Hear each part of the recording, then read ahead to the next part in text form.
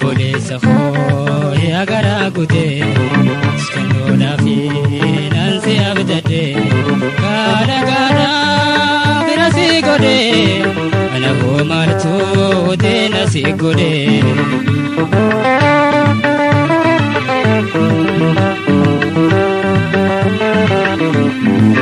Bolesa khoya gara gute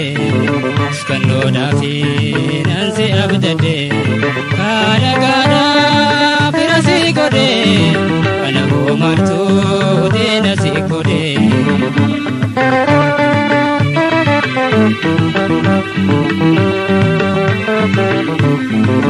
Gudeda pato korra nurai chutu asmurkine gadamisa toko kaisa nurai barbo kane gurgutene bikagenyan kodahire adam filane Tariqa burti tibjecha lechallo kota hirane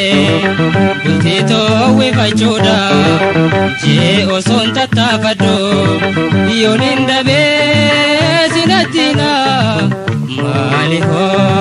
sabab ni godo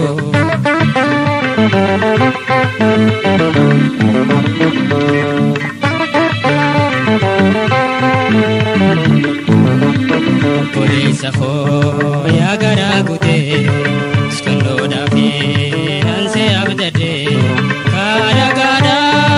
birasi gode ana ho martu de nasi gode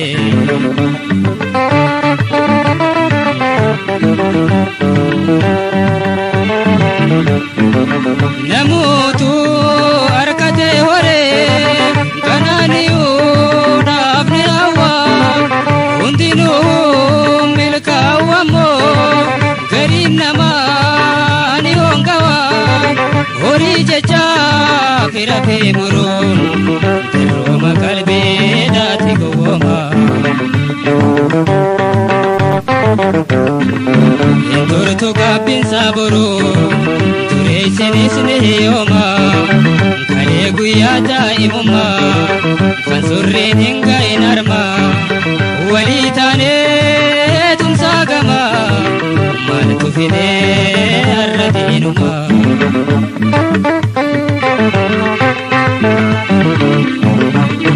Bolesa khoya gara gute skandona finansi abdade kana kana birasi gode ana ho martu de nasi gode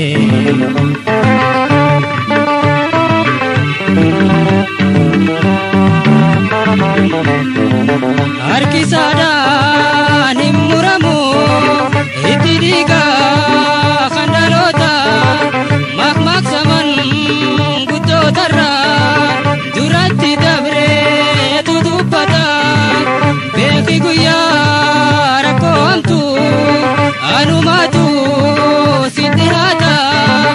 gubala bida balle alagada anguma se kabandanta alaga se firom sise ana khan sikko dedina sabab ne one iftahe turoma wa kabenya dabu obse dadetin daba khotiro lebula tanabekhi wili fille fula khiwanda po khajela